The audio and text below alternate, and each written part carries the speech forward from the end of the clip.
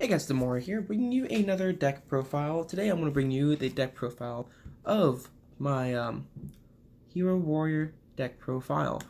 Of course, now I'm going to be showing you the deck profile that I have been playing with for the past couple of days and the past couple of weeks. Ever since I did the casual Red Ice deck profile, I decided to do a semi-casual Hero Warrior deck profile. So I'm really eager to show you guys. Again, I have no side deck because I'm a scrub. Plus, I just don't think this deck needs a side deck, in all honesty. There's just things that can change in the deck that I would probably change a lot of things, but for right now, this is my most optimal version of the deck, and I'm really eager to show you guys. So I'm gonna start off, the main monster of the deck. We'll go main deck first, and of course, extra deck. So the main monster of the deck I run is the triple Elemental Hero Shadow Mist. This card is super important to the deck because it, allows you to search when it's sent to the graveyard, and it also searches out your any change, quick play spell card. So your Mass Change or your Mass Change 2, this card does it all. Searches that out and then searches your monster. Follow up, we want to go on the second search card, is our Stratos. Now, Elemental Hero Stratos is, again, a really good card to use, especially if you're going on a budget. Shadow Mist is kind of expensive, but it shouldn't be anymore if you, got access to the legendary hero decks. So, this card, in Stratos, it has infinite reprints all the time. So, now we're going to go on to the next monster of the deck, is our triple, Vision Hero Vion. This card is hella important to the deck because it dumps Malicious and searches Polymerization. I don't run Polymerization in this deck, but it first effect is really what you're looking for. It will dump your Malicious. It will dump your Celestial. All the cards you really need to get your strategy going. Now onto the main man himself, because I mentioned him already, is our double Destiny Hero Malicious. Card's really good. That's why he's at 2. Yeah, really nothing else to say about it. Very simple effect. Banishing it from the graveyard. Especially sends 2 more copies of itself. Next is our double Destiny Hero Joldark. This is what is replacing my Elemental Hero Solid Soldier in the meantime. Joldark is just really good for your Destiny Heroes, special summons, your Malicious or your Celestial, and Joldark itself to, go forward into those Isolde plays, which is really nice. Alright, so on to the last hero monster of the deck is our Destiny Hero Celestial. Now, Celestial, pretty good card, in all honesty. I like Celestial. It has a really good secondary effect where if it's sent to the graveyard, you can banish it and draw 2 cards, but you have to do it, you can't do the turn it's sent to the graveyard, which is the downside. If you could do the turn it was sent to the graveyard, everyone would be running that card.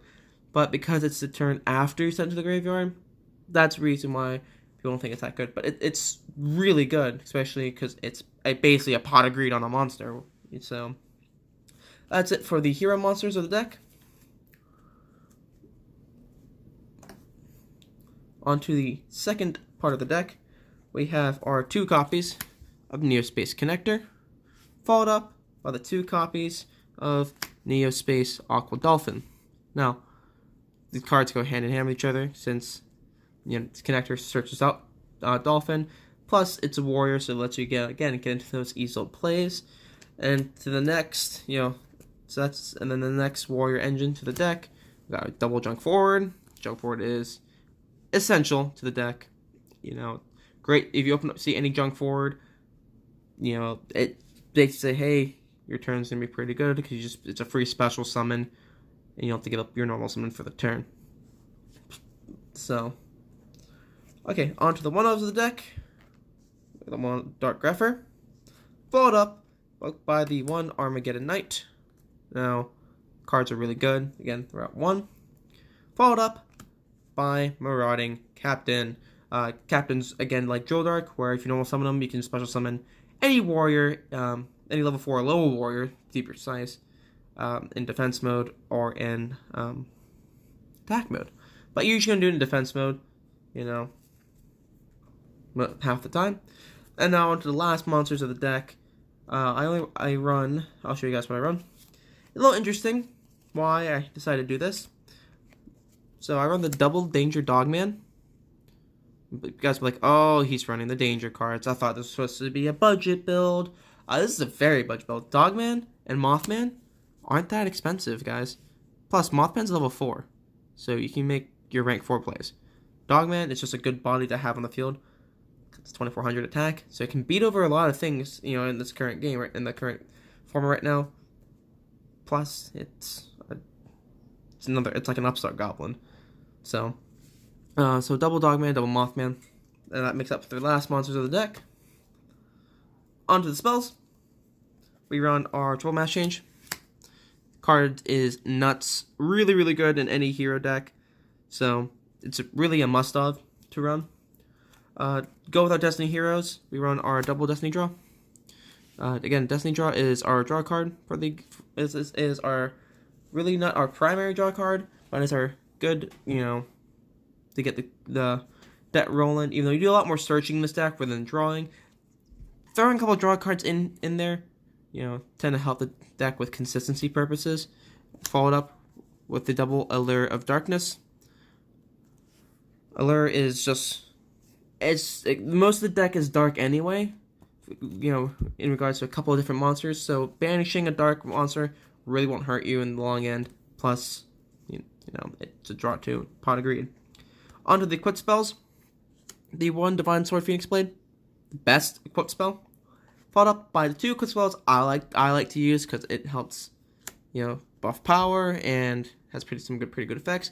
Lucky Iron Axe, gains 500 attack, and if it's destroyed by your opponent's card effect sent to the graveyard, you draw a card, which is really nice, Followed up by the Axe of Fools. This card's pretty good. A monster gets 1000 attack, but its effects are negated, and then you lose 500 life points every time this card's out on the field. So, again, it's not a bad card, but it's something you really don't want to see half the time. It really is only used to, beat over a lot of things, and then you link off the monster, so you don't have to pay 500 life points. And then last equipped spell is our Overdone Burial. Very typical, Phoenix Blade, Overdone Burial, then Living Fossil. And a couple, different equipped spells. Makes up the conjunction of the equipped spells you should run when you're running Isolde. So that's it for those spells. We're on to the last spells of the deck. We got 3 more spells of the deck. The Rhoda. It's another search engine. Another search card. Foolish Burial. Help extend your combos. If you don't open up with a Bion or anything like that. Foolish Burial, you're malicious. And then the combo extender, Monster Reborn. The card's not a staple anymore, guys, and the cards are really cheap.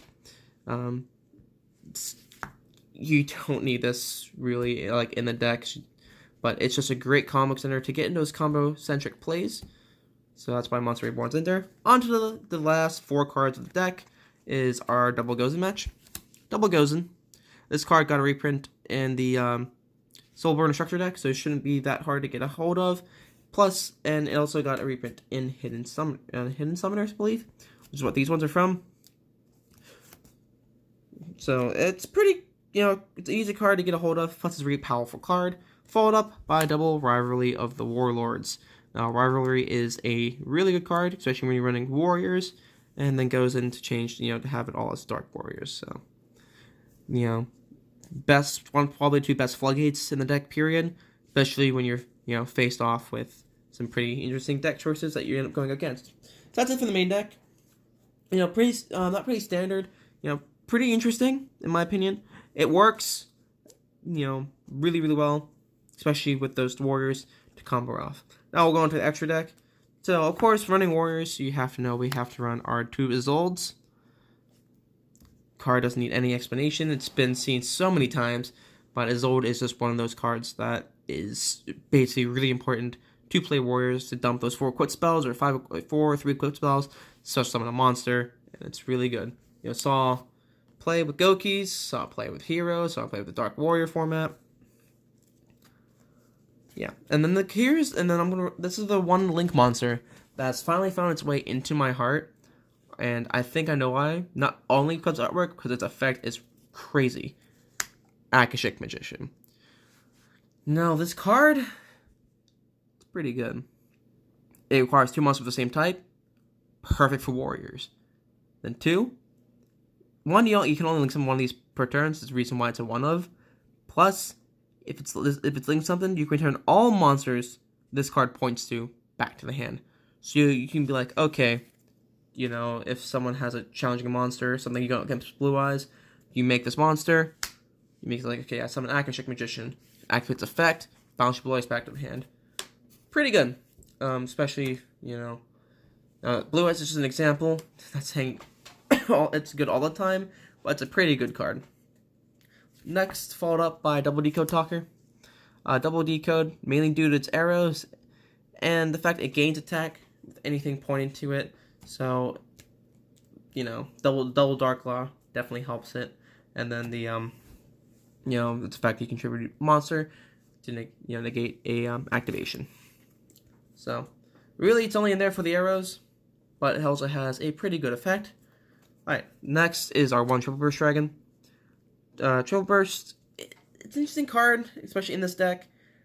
Isn't the best extra deck monster on the deck? No. Is it good in other decks?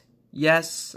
Precisely, it's really good in the Crusader Guard Dragon deck, because it's, effect to negate during the battle phase and stuff like that. So, plus 2400, and the arrows are pretty decent on the monster. Now, followed up with the best card besides Zold is our Summon Sorceress. Summon Sorceress needs no explanation. It's a must-have at any warrior deck. If you play Cyber Dragons, you played Summon Sorceress. Very self-explanatory. It's really good, especially also in ABC. Thing is such as pure like machines and warriors. It's really good in. Okay, so now we're going to run some Xyz monsters in the deck. So the first Xyz monster is our double Dark Rebellion Xyz Dragon. This card's pretty insane. So it's not once per turn, for 1. 2, its card can get Veilered and it can get Ogred, which kind of leaves it open. It has a good vulnerability to it, but if it doesn't get hit by that, it has a good ability where you can target one face-up monster your opponent controls, detach both materials from it. That monster loses half its current attack, and he gains that lost attack points. So you can easily buff him up over 5, which is really good. And then some decks just have a really hard time beating over this monster. So that's why I like to run him at 2. Plus, it's only 2 level 4s. So any level 4s can make him, and it's really nice. Now onto some interesting tech that I run in my extra deck. I run the 1 Crooked Cook. Crooked Cook is, really good, especially when you're running artifacts, which you can splash artifacts in here as a side deck. Put Lancia and Scythe in your side deck, and card's really good. He gains it. He destroy as many cards as I control as possible. Then he gains 300 attack for each card sent to the graveyard. But each monster sent to the graveyard by this effect, so you can really buff him up pretty high. On to the last Xyz monster is our number 44 Sky Pegasus. Pretty powerful card, in my opinion. Once per turn, you can detach an Xyz material from this card, then target one face-up monster your opponent controls and destroy it. Pretty good. Then, on top of that, your opponent has to pay 1,000 life points to negate the effect of Sky Pegasus. So, if your opponent is down life points and they don't have much to spare, they have no choice but to let the card resolve. And it's another rank 4. That's easy to get out. It's light. It's not a warrior. It's a beast, but, comes in clutch sometimes. Onto the fusions of the deck. Now, it shouldn't be self-explanatory. Other fusions that I run in the extra deck, I of course run the triple Masked Hero Darklaw. Darklaw is just a annoying card overall to play around against because of the fact that any card sent to your opponent's graveyard is immediately banished. Yeah, that is disgusting. So it's just such a good stun card. People who play hand traps, get negated because of Dark Claw's effect. And the last masked hero is Masked Hero Anki. Card is like Sky Striker Ace Hayate, can attack your opponent directly, but it won't be for straight 28-8, it'd be, half that be for 14, but if it destroys any monster in battle and sends it to the graveyard, you can add any change from you can add any mass change or change quick play spell card from your deck to your hand. So it's really good for that. Plus, it's 2800, and a lot of decks these days can't really get over 2800, so, really comes in handy. So that's it for the extra deck, and that is it for the whole entire deck profile. So, again, I may not sound very energetic right now, but I am really, really energetic about pumping out this deck profile. I was really excited to show you guys this deck when I finally made it, and I really hope you guys enjoyed it. It's a little bit different from typical hero/warrior deck profile, which it's actually its original intention isn't supposed to be crazy, like, oh wow, this deck's insane, stuff like that. No, the deck's really supposed to be really, really chill, really relaxed, not anything too difficult. Most of these cards are really easy to pick up now, and really cards and styles aren't bad. I have some interesting tech choices in there, with the Mothman, the Dogman, which is always interesting because it's a strange card to use overall, but hey, they're level 4. You can make any rank 4 Xyz plays, plus link them off anyway to make a decode and stuff like that. So, yeah, that's what it's really good for. Anyways, I hope you guys enjoyed this deck profile. If you did, please leave a like, comment, and subscribe, and let me know if you guys want to see these even more. I saw how much, the amount of views I got in the last time I did something like this, and it turned out pretty well. So I might do more of these in the future. If you guys would like that, please let me know. In the meantime, I hope to see you guys in the next video. Until next time, guys, this is Demora, signing off. Bye-bye.